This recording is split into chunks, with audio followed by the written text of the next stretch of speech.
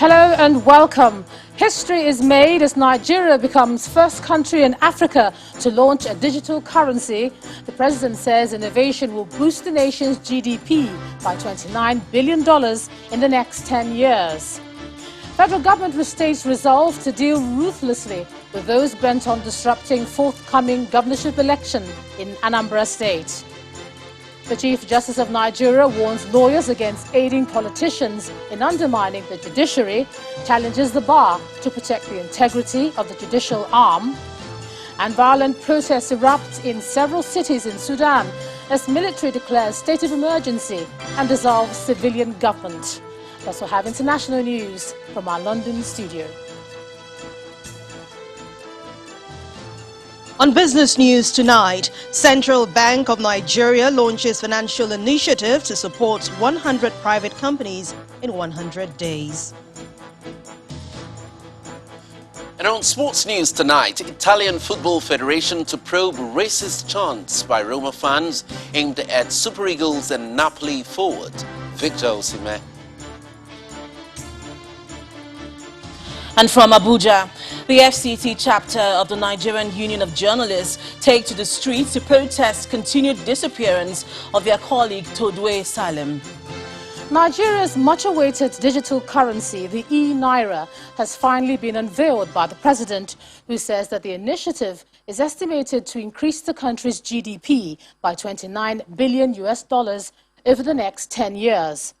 The unveiling of the e-currency at the State House in Abuja is the first in Africa and one of the few in the world to adopt the digital currency. According to the CBN governor, the Apex Bank has minted 500 million e-Naira and issued 200 million e-Naira to banks, with 33 banks fully integrated and live on the platform. Our State House correspondent Gloria Mezoke reports.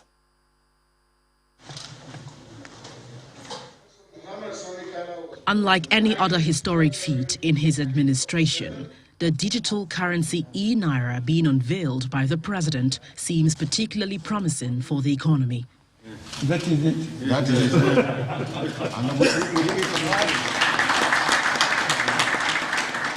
The Vice President, Professor Yemi Osinbajo, leadership of the National Assembly, as well as members of Cabinet, are also physically in attendance for the new payment system, which has taken 4 years to crystallize.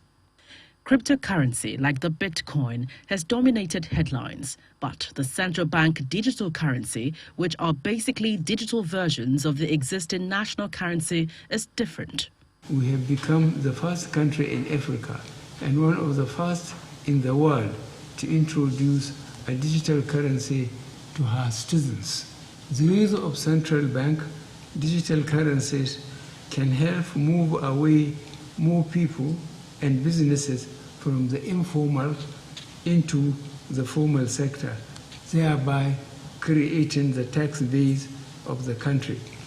Indeed, some estimates indicate that the adoption of central bank digital currencies and its underlying technology, called blockchain, can increase Nigeria's GDP by $29 billion United States dollars over the next 10 years. The CBDCs, which is fast becoming commonplace globally, is a chance for Nigeria to speed up economic gains and the value of the Naira. Our e-Naira is a journey that starts today. It is not a one-off event. It is a journey of possibilities. We will continue to refine, fine-tune, and upgrade it. 33 banks are fully integrated and live on the platform. 500 million Naira has been successfully minted by the CBN. 200 million Naira has been issued to financial institutions. Over 2,000 customers have been onboarded on the platform, and over 120 merchants have successfully registered on the e-platform. Customers who download the e-Naira Speed Wallet app will be able to create wallet, fund their e-Naira wallets from their bank account, transfer e-Naira from their wallet to another wallet, among other gains. Announcing a new financial instrument titled the 100-400 Policy on Production and Productivity, the CBN governor assures that the e-naira will share the same value as the regular naira. As a matter of fact, it will be exchanged as 1 naira to 1 e-naira. From the presidential villa, Gloria Umezuke, Channels Television News. Now let's get a bit of perspective on this. The digital currency is for everyone, individuals, households, businesses and governments at all levels. And it enables customers to move money from their bank accounts to enable their e-naira wallet with ease. Our technology correspondent Victor Matthias gives us details of other benefits and how the e-legal tender will operate. With the unveiling of the e-naira, Nigeria becomes the first country in Africa to launch a digital currency with 2 applications, the e-naira Speed Wallet and e-naira Merchant Wallet. The aim is to ensure increased cross-border trade, accelerated financial inclusion, cheaper and faster remittance inflows. Other benefits include easier targeted social interventions, improvements in monetary policy effectiveness, payment systems efficiency, and tax collection. Also, local and diaspora payments, transparency in taxation systems, facilitation of instant cross-border foreign exchange will be enhanced. Financial experts have since been reacting to the launch. You've been to the market before where you do a transaction of maybe 850 naira and you give somebody 1,000 naira and they give you 100 naira as change and tell you they don't have the 50 naira, that is a change. And then you either have to forgo or you are forced to buy maybe sweets or something just to meet up that window. With e-naira, you don't have those kind of problems. So it's easy for me to pay you the exact amount of 850 from my e-naira wallet to your own e-naira wallet. And it's peer-to-peer. So it shows that the speed of transaction will be very fast as compared to what the speed of transaction is supposed to be when you use a regular USSD. The e-naira wallet is funded by transferring physical money from regular e-banking apps and will have the same value as the naira. To enroll, download the e-naira wallet app, fill in the activation code, choose a bank of choice, key in your details and submit for validation. Then await an activation email from the Central Bank of Nigeria to complete your enrollment and subsequent use of the application. Nigeria's launch of the e-currency is coming after the likes of China, Bahamas, St. Kitts and Nevis, Antigua and Barbuda, St. Lucia, Barbados and Grenada all adopted the digital currency model. Victor Matthias, Channels Television News. It was indeed a busy day for the president, who today also launched the 2022 Armed Forces Remembrance Day emblem appeal at the State House. President Muhammadu Buhari vowed that the military onslaught against bandits and terrorists will continue until peace returns to every part of the country. He described the emblem as not only a symbol of sacrifice for the peace and security of the country, but a resolve to motivate the military to perform optimally.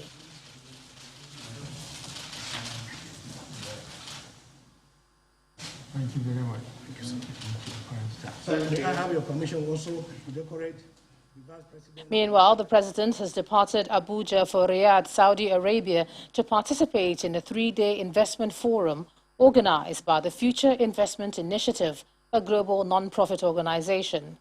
He'll be joined at the 5th edition of the event by business executives, bankers, captains of industry, and energy experts from Nigeria.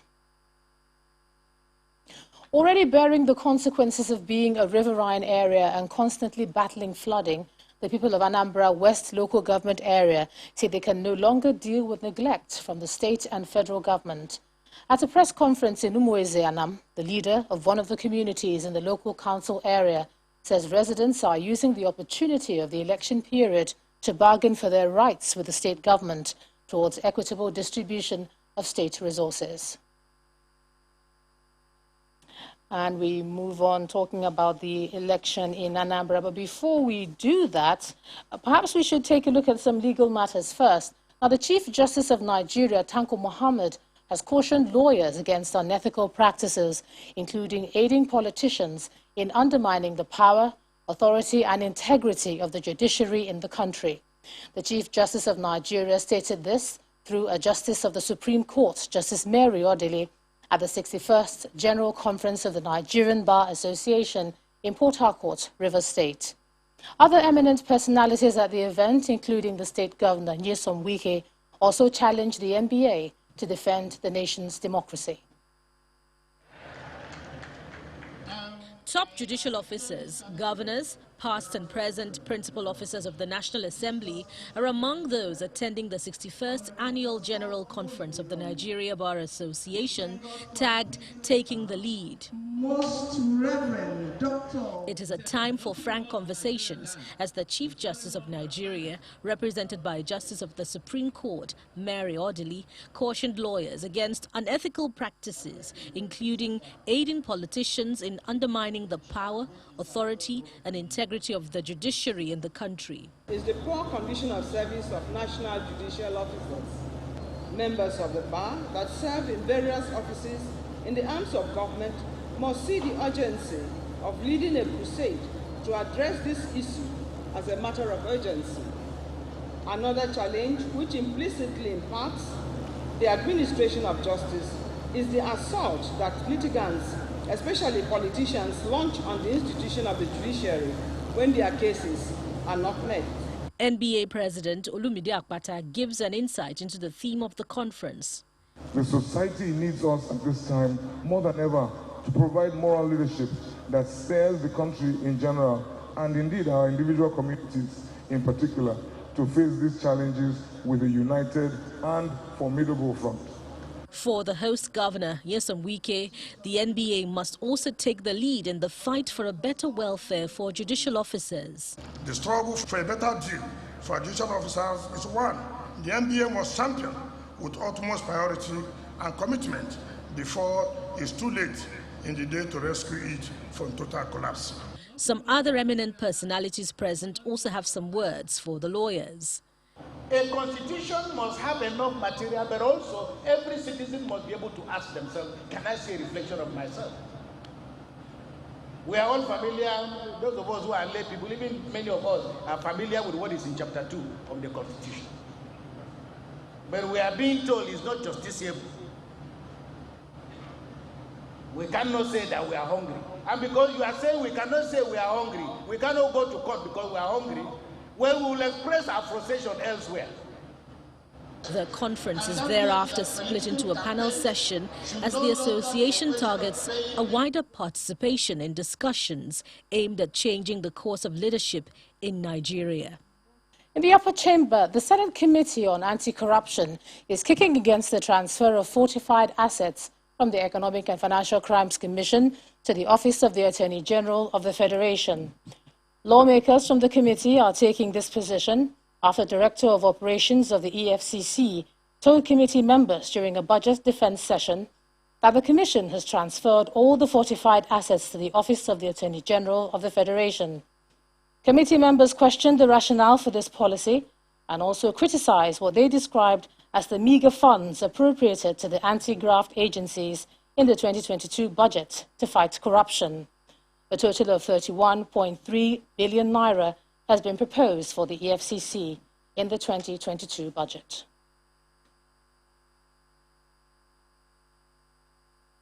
In part two, after the break, Minister of Works and Housing calls for the audit of all federal government assets under concession agreements. That's in a moment. Just stay with us.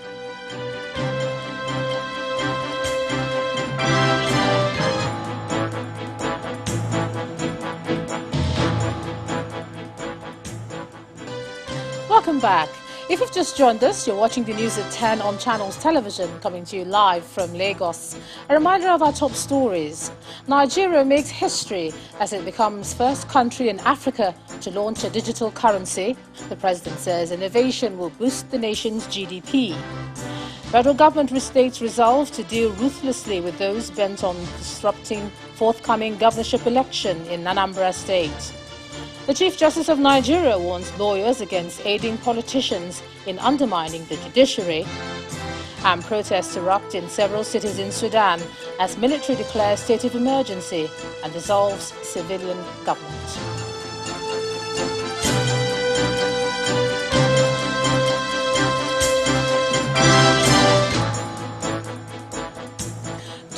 test our will to act. And these are the words of the National Security Advisor, Major General Babagana Munguno, warning perpetrators of violence in Anambra State ahead of the November the 6th governorship election in the state. The Security Advisor sounded the warning at a meeting of the Interagency Consultative Committee on Election Security in Abuja. According to him, security officials have been briefed to conduct themselves professionally, but never to allow any individual disrupt peace in the state.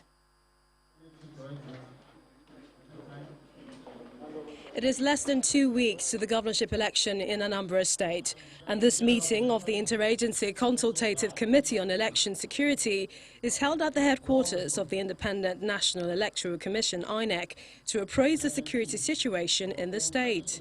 Attending the meeting are the National Security Advisor, the INEC Chairman, heads of security agencies, including the Anambra State Commissioner of Police. Insecurity in Anambra State has been a major concern for the Independent National Electoral Commission, and that concern still exists less than 2 weeks to the election. INEC is determined to proceed with the Anambra State governorship election as scheduled. The safety and protection of voters, our personnel, accredited observers, the media and materials are cardinal considerations in any election. We have been assured by the security agencies of a secure environment for the election. I'm sure the CP Anambra State in his briefing will provide more details regarding preparations on the ground.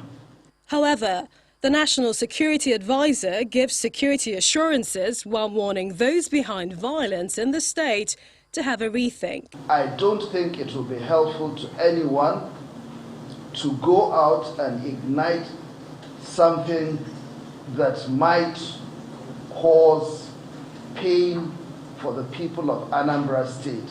For the security agencies, they've been warned.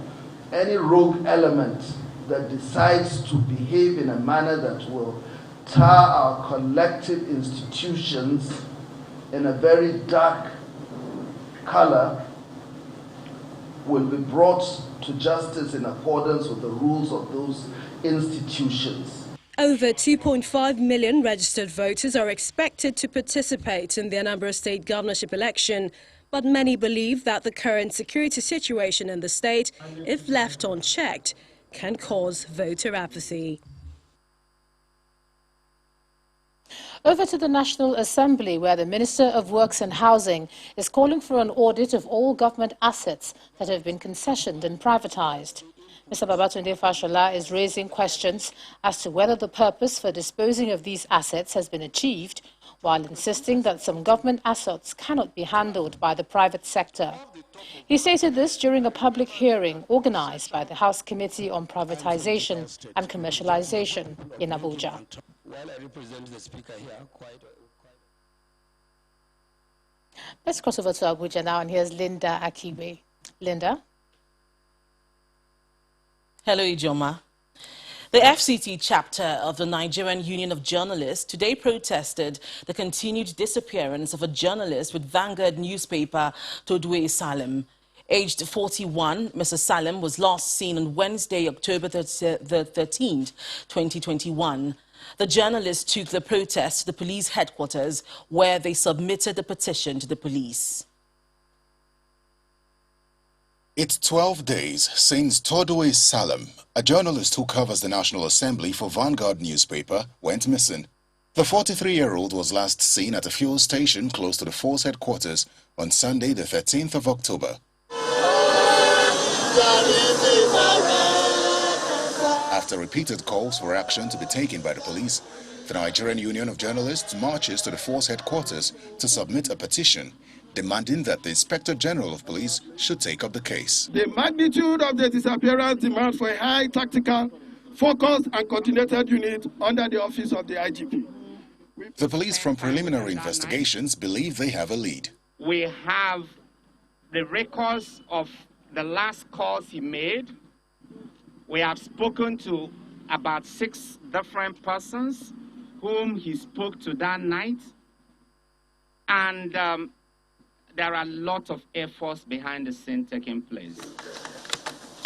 Meanwhile, Todway's family is not happy with the pace of the investigation. Within the FCT, a journalist disappeared, and all we could come and say is that we're working on it.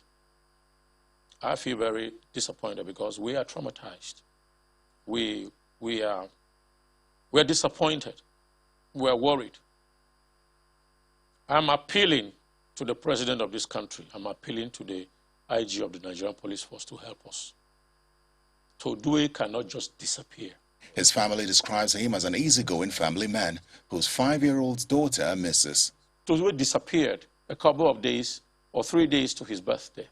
The daughter was looking forward to say happy birthday to her daddy, and that didn't happen. We understand that journalists generally might go through some challenges because of the kind of reports they carry, and some people might be stubborn or troublesome, but Todue is not in that category.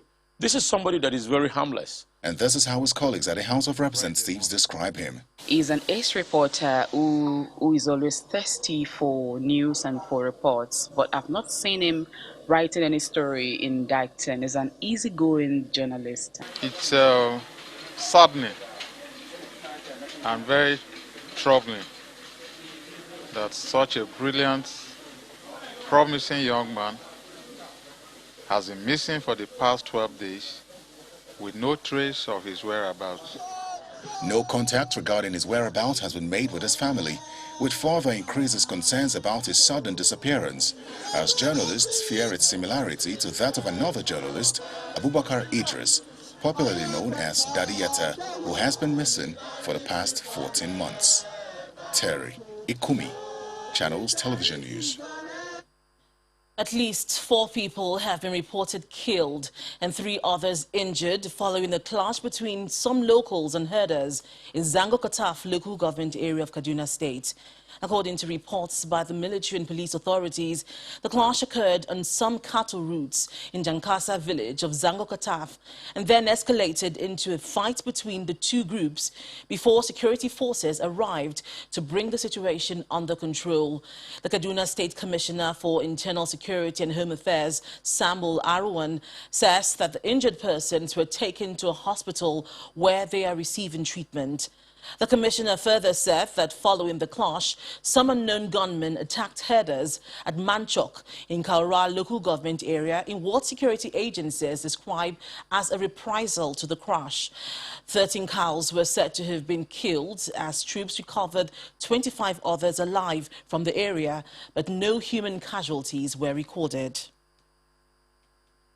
And staying with security, no fewer than 18 people have been reported killed by armed bandits who invaded Mazakuka community in Mashegu local government area of Niger State in the early hours of today.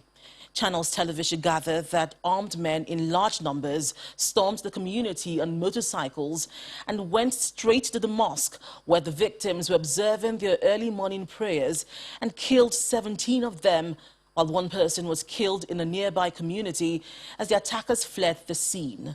Local sources said the attackers shot the worshippers at close range, leading to their death, while also injuring many of them. No fewer than 13 people were also said to have been kidnapped during the attack. In a related development, this time in Ogun State, gunmen who abducted 3 worshippers from a church in Obadaoko, Iwekoro local government area of Ogun State, have demanded 6 million naira. This is according to family members of the kidnapped victims, who said that the kidnappers have reached out to them with the condition to free their relatives.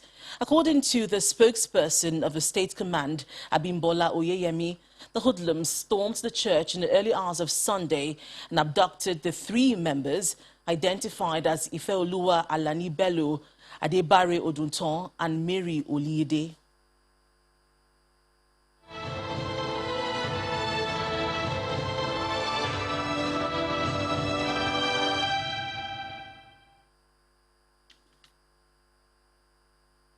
Away from security, the president of the Nigeria Labour Congress, Mr. Ayuba Waba, is appealing to workers across the country to take advantage of vaccination provisions made by the federal government to reduce hospitalization and fatalities among workers. The NLC president made the appeal at a news conference in Abuja following the directive by the federal government that civil servants will need evidence of vaccination or test results beginning from December the 1st. According to him, while health issues need to be approached with great caution, it would be foolhardy to undermine the protective powers of vaccines.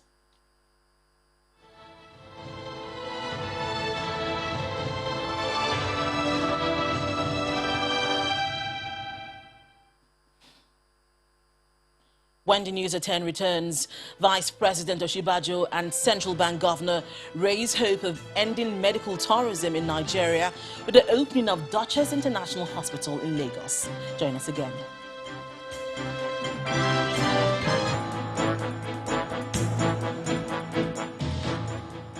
Welcome back to the news at 10. We can tell you a bit more now about the public hearing organized by the House Committee on Privatization and Commercialization in Abuja.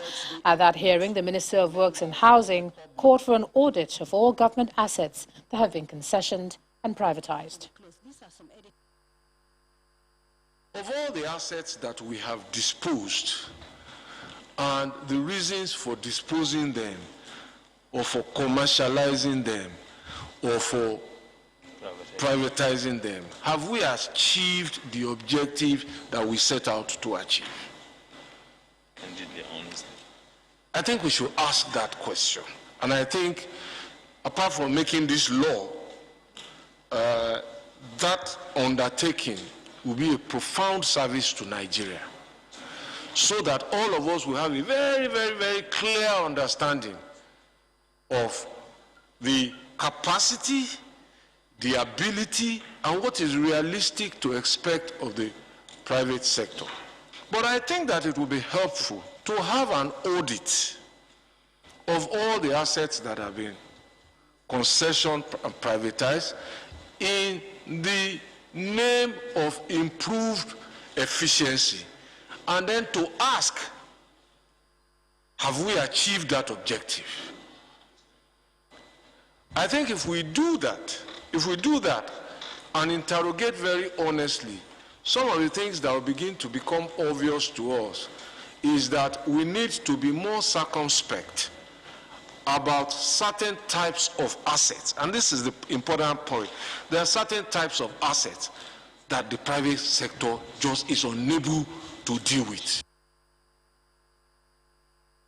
Experts estimate that every year about 60,000 Nigerians spend an average of $20,000 per trip outside Nigeria for medical treatment. Reasons put forward for this by players in the medical field are lack of specialist care and up-to-date healthcare infrastructure to conduct medical interventions in the country. At the opening of Duchess International Hospital by the Reddington Hospital Group comes an answer to the problem of where to find such care for less. Situated in Ikeja, Lagos mainland, this hospital brings the Vice President of Nigeria, the Governor of CBN, and 2 state governors, among other personalities, to its opening. With everyone settled in, the Chief Executive Officer launches into the merits of the new edifice. Here, we pride ourselves in ensuring that we pay attention to clinical excellence in combination with a unique experience of hospitality. We want to ensure that every Nigerian has access to affordable healthcare. According to the chairman of the Reddington Hospital Group, parent body of Duchess International, the hospital is deliberately situated for quickest access to those who need care. This state-of-the-art facility is uniquely positioned to serve the whole of Nigeria, being 10 minutes away from the Lagos airport and less than 90 minutes by air from every state capital in the country and the West African sub-region. It is seen as a cheaper, more accessible alternative to traveling abroad for treatment with just as desirable results. Let me begin by sincerely commending the management and the staff of Reddington Group for their unrelenting efforts in completing this magnificent state-of-the-art facility which would help in providing Nigerians with high-quality healthcare service that is comparable to those provided anywhere else in the world. We have truly started a journey to reverse medical tourism in Nigeria. The Vice President, Professor Yemi Osinbajo, who has taken a peek at some of its facilities, is convinced it could be a tourist destination.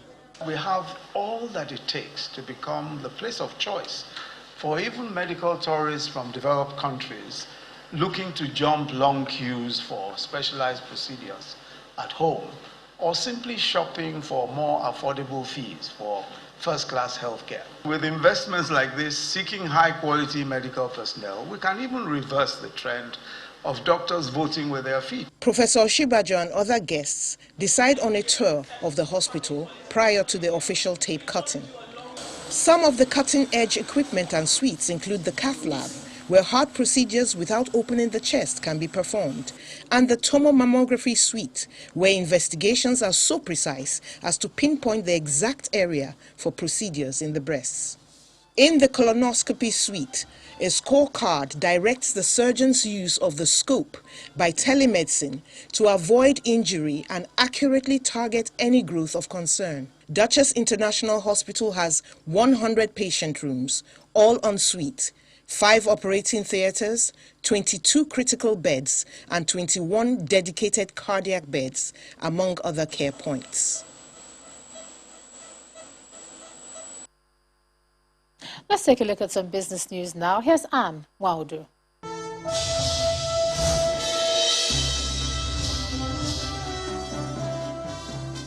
Thank you, Ijoma. Hello and welcome to Business News. Let's begin with the announcement by Nigeria's central bank saying a new financial instrument known as the 100 for 100 PPP policy on production and productivity will help boost local production and productivity in various sectors of the economy.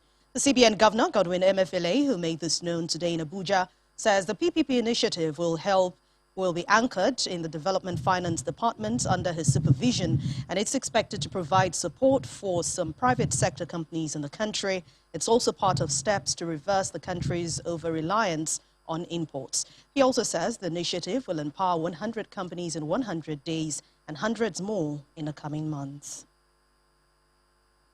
The Vice President, Professor Yemi Osinbajo, says that at least 21 million Nigerians will be provided with jobs by the end of 2025. He made this known at the 27th Nigerian Economic Summit in Abuja, where he also mentioned that 35 million Nigerians will exit poverty through the new medium-term National Development Plan to be adopted by the federal government in a matter of weeks. At the summit, speakers, including a former Prime Minister of Ethiopia, emphasized the need for inclusive economic policy that helps provide enabling environments for private sector participation.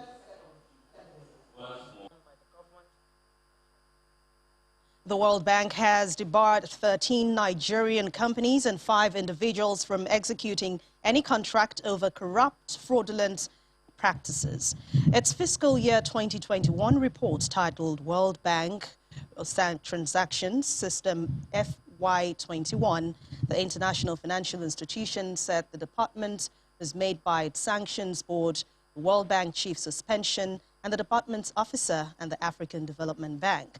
The delisting made by the AFDB is recognized by the World Bank, making the affected firm barred under cross-department policy. And let's head to the domestic market now, where it kicked off the final trading week in the month of October on a positive note following investors' demand for key banking and consumer goods stocks. Ini John Mekwa has the details.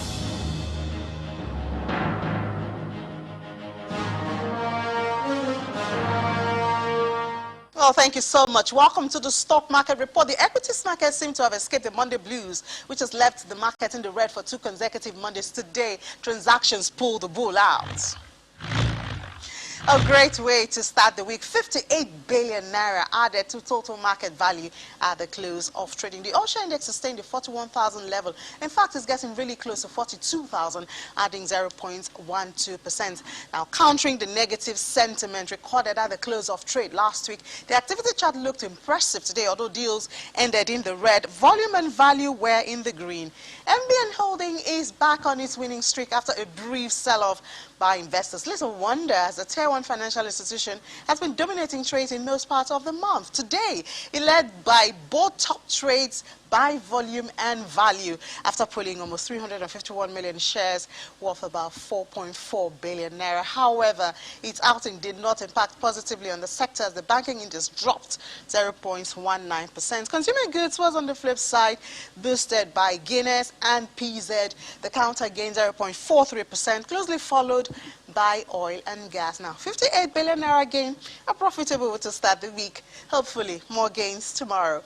As a stock market report, I'm Inni John Mekwa. And that's business news for tonight. Thank you for watching. I'm Anne Mwawadu. It's back to you, Juma. Thanks a lot, Anne. Still ahead on the news at 10, protests erupt in several cities in Sudan as military declares state of emergency and dissolves civilian government. And more international news from our London studio. You join us again. Welcome back. Doctors in Sudan say at least 2 people have been killed in protests against the military takeover of the country and around 80 others wounded. They report of shots fired at large groups of people took to the streets to demonstrate against the coup. In the meantime, the exact whereabouts of Sudanese Prime Minister Abdallah Hamdok remains unknown. Simon Pusey has more in Around the World in 5. Good evening and welcome to the Channel Studios here in London with your international news around the world in 5. Members of Sudan's transitional government and other civilian leaders have been arrested amid reports of a military coup. The ruling council head, Abdel Fattah al-Burham, announced a state of emergency across the country. Soldiers then arrested most of the members of the cabinet and a military officer dissolved the transitional government. Prime Minister Abdallah Hamdok is among those reported to have been put under house arrest by unidentified soldiers. Pro-democracy protesters have taken to the streets of the capital Khartoum, demonstrating against the overthrow. In a tweet, the US Special Envoy said the United States is deeply alarmed, tweeting, "As we have said repeatedly, any changes to the transitional government by force puts at risk US assistance," while the European Union also made their fears over the situation clear. The EU is very concerned about Sudan's military forces reportedly putting Prime Minister Hamdok under house arrest, and as well as detaining other members of the civilian leadership, and we urge for their fast release. Millions of Afghans will face starvation this winter unless urgent action is taken. That's according to the UN World Food Programme. More than half the population, about 22.8 million people, face acute food insecurity, while 3.2 million children under 5 could suffer acute malnutrition. Afghanistan fell to the Taliban in August, with the takeover weakening an already fragile economy that was heavily dependent on foreign aid. Actor Alec Baldwin was drawing a revolver across his body and pointing it at a camera during a rehearsal on a US film set when it fired with tragic results, legal documents have revealed. Cinematographer Helena Hutchins was killed and director Joel Souza was injured while filming Rust on Thursday. Statements from Souza and a camera operator have shed more light on what happened. Baldwin was handed a prop gun and told it was unloaded, according to court documents. Amnesty International says it will shut its Hong Kong offices over a recently imposed national security law. The human rights group said the law imposed by China makes it effectively impossible for them to operate. Amnesty has had a presence in Hong Kong for more than 40 years and now runs 2 offices there, one focused on the city and another on the wider region. The local office will close by the 31st of October and the regional office will move out by the end of the year. Prolonged heavy rains have triggered widespread flooding in several parts of central Vietnam, killing at least 1 person and leaving 3 others missing. Footage from the state broadcaster showed people moving belongings and furniture out of their flooded homes in Quang province, while children sat on makeshift rafts as others waded through knee-deep floodwaters in Quang province. Meanwhile, a powerful storm has hit Northern California, triggering mudslides and bringing down electrical lines. Motorists had to deal with flash floods in the region, which has recently been scarred by devastating wildfires. Security sources in Colombia say their priority is to extradite the captured drug lord Dario Antonio Usaga, known as Otoniel, to the United States. Otoniel was caught in an operation which involved more than 500 members of Colombia's special forces and 22 helicopters. Otoniel is accused of exporting hundreds of tons of cocaine each year, while President Ivan Duque said he is also responsible for killing police officers, recruiting minors and sexually abusing children. The Egyptian art initiative Art d'Egypte has hosted an international ceremony showcasing contemporary artwork with a backdrop of the country's famed Giza pyramids. Dubbed Forever Is Now, the exhibition is the first of its kind to take place alongside the last remaining wonder of the ancient world. The theme of the work is about coming together and living in the moment, featuring art by 10 artists. It will run until November the 7th. And finally, an Olympics with a difference. Yes, welcome to the Beard Olympics in Germany. This year, 100 men from all over Europe came to Lower Bavaria to test their facial hair metal. The judges made their decisions based on the beard's mass, length and density. But in case you're thinking of entering, it's no easy task. Ralf Schulz, who is one of the winners this year, has been working on his beard for the last 7 years. And that's your international news around the world in 5. Now back to the channel studios in Lagos. Welcome to Sports News.